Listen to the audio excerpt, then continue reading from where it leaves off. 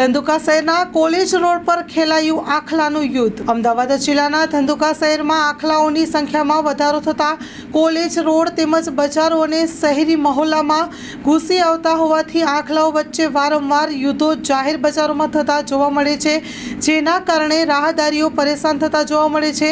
વાહન ચાલકો મુશ્કેલીમાં મુકાય છે। વેપાર ધંધા કરતા વેપારીઓ અને શાળા કોલેજોમાં જતા વિદ્યાર્થીઓ પરેશાન બન્યા છે।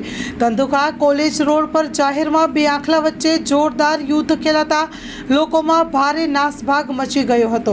યુદ્ધના કારણે લોકો સલામત રીતે પોતપોતાની દુકાનો બંધ કરીને સલામત જગ્યા ઉપર ખસી ગયા હતા। આ બે આખલા વચ્ચે ખેલાયેલા યુદ્ધમાં રોડની સાઈડમાં એક આખલો મોટી ગટરમાં પડતા લોકોએ જહેમત ઉઠાવીને ભારે મહેનત બાદ બહાર કાઢ્યો હતો। ધંધુકા શહેરના રખડતા ઢોર અને આખલાઓમાં કોઈ નિર્દોષ માનવ જિંદગીનો ભોગ લેશે તો જવાબદાર શું નગરપાલિકાનું તંત્ર રહેશે કે શું?